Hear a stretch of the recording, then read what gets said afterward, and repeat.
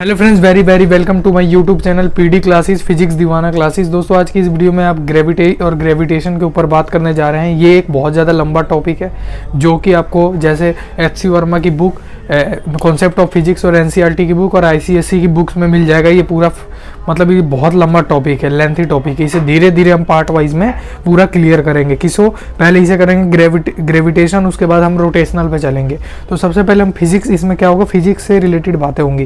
ये ग्रेविटेशन है, ये क्लास 9th वाले भी बच्चे देख सकते हैं और क्लास 10th वाले भी बच्चे देख सकते हैं। तो आज हम बेसिक सी बात करेंगे, ग्रेविटेशन आखिर में है क्या, इसका बेसिक फंडामेंटल देखते हैं कि थ्योरी आखिर में क्या कहती है, किसकी, ग्रेविटेशन की। देखो दोस्तों, ग्रेविटी क्या है। First we are note that in your notebook, gravity is everywhere, gravity is present in everywhere in this अर्थ।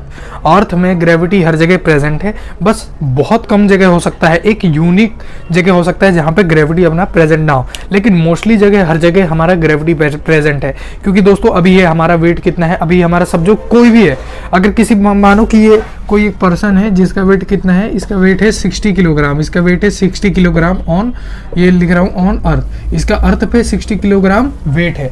लेकिन समझो अगर ये किसी अदर प्लेनेट पे चला जाए, मून पे चला जाए, समझो अगर मून पे चला जाइए और फिर हम देखें इसका वेट कितना होगा, तो इसका वेट बताओ कितना होगा। तो हो सकता है इसका 10 किलोग्राम वेट हो जाए, या 10 से या 20 किलोग्राम वेट हो जाए। क्यों? क्योंकि अर्थ में क्या है, अर्थ के पास जो होता है ग्रेविटी बहुत ज़्यादा होता है अर्थ के बाद कंपैरिजन टू मून। अगर हम कंपैरिजन टू मून करें तो अर्थ की ग्रेविटी ज़्यादा है, किससे, मून से। इसीलिए क्या होता है कि इधर क्या होता है कि अर्थ सरफेस है, ये कौन सा सरफेस है, दो मिनट, ये है अपना अर्थ सरफेस, ये है अर्थ सरफेस, ये जो है अपना, ये अर्थ सरफेस है मानो।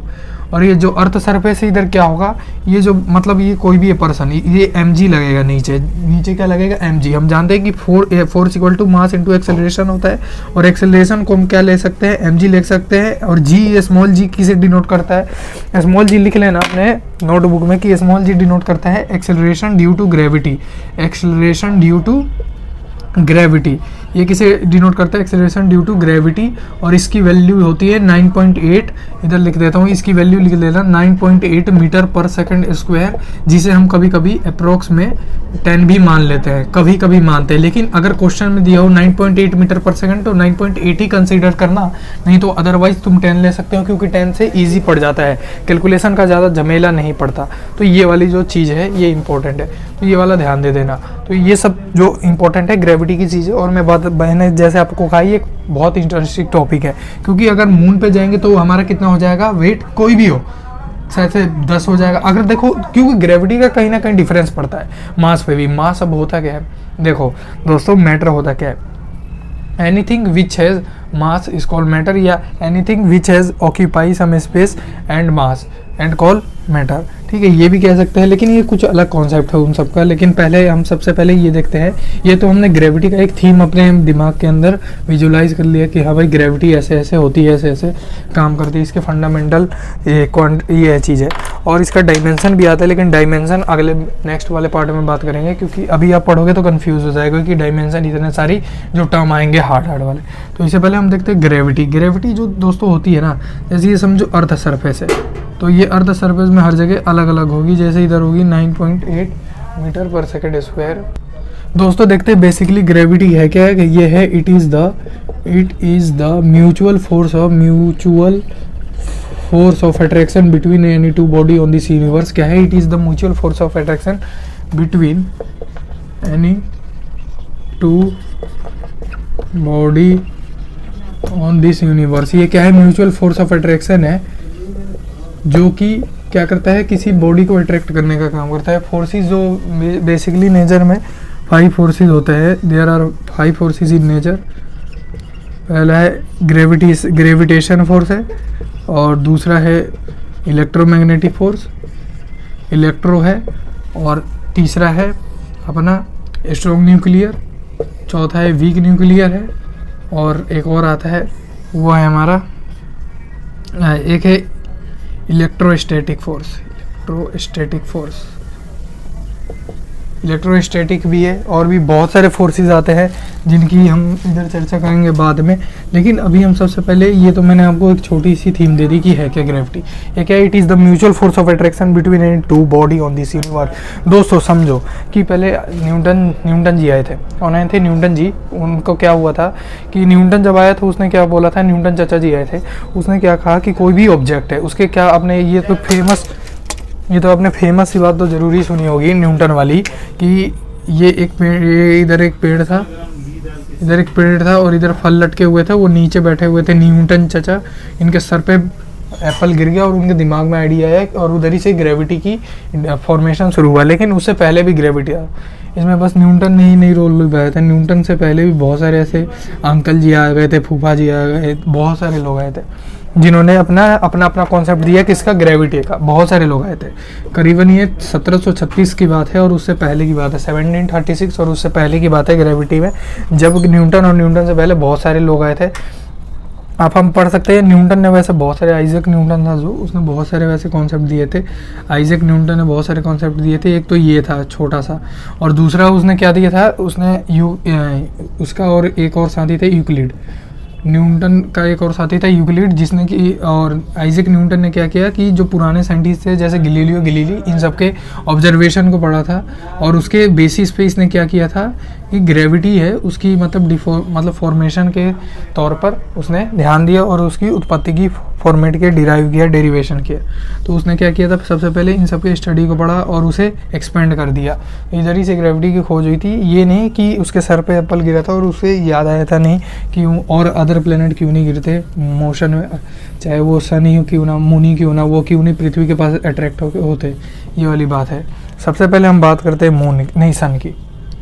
हाँ, जैसे ये पृथ्वी है और ये मून है, तो उसने सोच रहा था कि क्यों नहीं ये मून अर्थ की तरफ अट्रैक्ट होकर गिर जाता। यदि हम क्या करें, यदि मेरे पास मार्कर है, ठीक है, मार्कर है, मैंने फेंका, तो मार्कर है, ये मैंने फेंका तो ये नीचे आया, क्योंकि ड्यू टू ग्रेविटी, क्योंकि समझो दोस्तों ये मार्कर है, ठीक है, ये मार्कर है ना, और जैसे मैंने इसे ऊपर फेंका है तो ये नीचे mg फोर्स लगाएगा, mg इसका इस मार्कर का भी कुछ मतलब क्या होगा, एक्सेलरेशन होगा, नहीं सॉरी मास होगा, इस मार्कर का भी कुछ मास होगा। मानते हैं इस मार्कर का एक लेट करते हैं, इस मार्कर का मास है 4 ग्राम, ठीक है, 4 ग्राम है, तो 4 ग्राम 4 × 10 कर देते हैं तो 40 न्यूटन आ गया, 40 न्यूटन का फोर्स लग रहा है, ठीक है। या इसे ग्राम को अगर हम एम के यूनिट में बदलना चाहे तो बदल सकते हैं।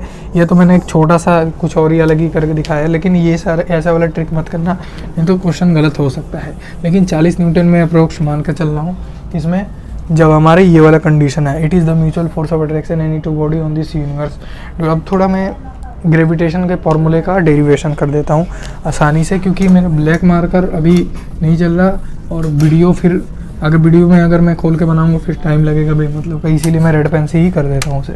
जैसे हमारा क्या है ग्रेविटेशन का फॉर्मूला, तो वो कैसे ही खिला, देखो दोस्तों ये कोई भी 2 बॉडी है, इसने क्या कहा था, it is the mutual force of attraction between any 2 body on this universe.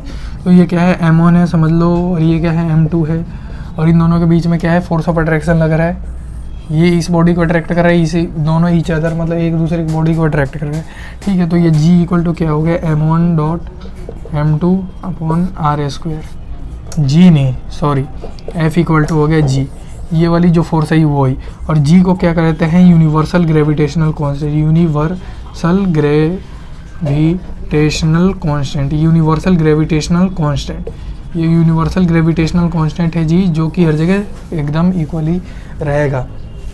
और ये जो m1 ये m2 है ना, जो स्मॉल m1 m2, ये किसको डिनोट करता है कि बस छोटे मासेस के बीच में म्यूचुअल फोर्स ऑफ अट्रैक्शन है, छोटे मासेस के बीच में ये थोड़ा सा ही फोर्स लगता है, बस ये वाली ये बात कहना चाहता है कौन, ये अपना m1 m2 जो स्मॉल है। और कभी कभी आपने देखा होगा ये वाला भी फॉर्मूला जरूर पढ़ा होगा, F = G/m/r²। तो इसका मतलब होता है ये मास ऑफ अर्थ होता है, ये मास ऑफ अर्थ है, और छोटा जो स्मॉल m है वो बॉडी है किसी अर्थ का। जैसे मैंने एप्पल का एग्जांपल लिया और इधर मास ऑफ अर्थ का एग्जांपल लेंगे तो दोनों अलग अलग कंडीशन और टर्म हो जाएंगे। अब इसका डेरिवेशन देख लेते हैं कैसे हुआ है। तो फिर हम जानते हैं कि जी, पहले मैं पूरा फार्मूला लिख लेता हूँ तो ऐसे आपको ईजी पड़ जाएगा, G/m1m2/r², ये वाला है। तो ये कैसे हुआ कि ये आएगा कहाँ से, पहली बात हम ये सोचते हैं ये आया कहाँ से होगा, तो F इक्वल टू 1/r², ये पहले होगा क्योंकि F का रिलेशन फोर्स का रिलेशन यूनिवर्सली प्रोपोर्शनल होता है। यदि फोर्स बढ़ेगा तो इसकी रेडियस कम होगी, यदि रेडियस बढ़ेगा तो फोर्स कम होगा। ऐसे यूनिवर्सली प्रोपोर्शनल रिलेशन है। और उसके बाद क्या हुआ कि F इक्वल टू m1.m2, ये हुआ इक्वल टू नहीं, डायरेक्टली प्रोपोर्शनल, इधर यूनिवर्सली प्रोपोर्शनल आएगा। तो ये वाला है, अगर मास बढ़ेगा तो F भी बढ़ेगा। तो F इक्वल टू क्या हुआ, Gm1.m2/r², ये वाला हमारा फॉर्मूले का डेरिवेशन हो गया। ये अप्लाइड है सारे जो पृथ्वी पे जितनी भी बॉडीज़ हैं, जितने भी एक दूसरे के बीच में अट्रैक्शन होता है, उनके बीचों बीच। तो दोस्तों आज की अगर वीडियो आपको अच्छी लगी हो तो लाइक सब्सक्राइब शेयर ज़रूर करना, क्योंकि हम ऐसे ही छोटी छोटी वीडियो लाएंगे और आपको पूरा एकदम कॉन्सेप्ट आराम से विजुलाइज करके समझाएंगे। ठीक है, तो अभी तो आज ग्रेविटी की वीडियो आई है, अब कल इससे भी इसकी और भी डिटेल में वीडियो लाऊंगा, जो कि है रॉकेट, थोड़ा रॉकेट साइंस में भी, जैसे एस्केप वेलोसिटी, क्रिटिकल वेलोसिटी। लेकिन इसमें जो है small, what is the relation between the small G means acceleration due to gravity, और capital G means universal gravitational constant. इनके बीच में रिलेशन क्या है उसके ऊपर भी कल की बात करेंगे, कल के लेक्चर में। लेकिन दोस्तों मेन बात है ना, सबसे मेन चीज़ है हमें इंटीग्रेशन भी सीखना होगा। फिजिक्स में इंटीग्रेशन भी सीखना होगा किसी भी टर्म को। जैसे फिजिक्स में इंटीग्रेशन क्या काम करता है, वो एडिशन का काम करता है। जैसे मैथ में हम किसी भी दो टर्म को लेकर ऐड कर देते हैं, वैसे ही फिजिक्स में ऐड नहीं किया जाता, डायरेक्टली करा जाता है लेकिन कुछ ही टर्म में, लेकिन ज़्यादातर इंटीग्रेट किया जाता है। ये डिफिनाइट इंटीग्रेट क्या होता है, इनडिफिनाइट इंटीग्रेट क्या होता है, उन सबके ऊपर बात कर लेंगे। तो I hope you like this video. तो please like share and subscribe PD physics Deewana channel. So thank you.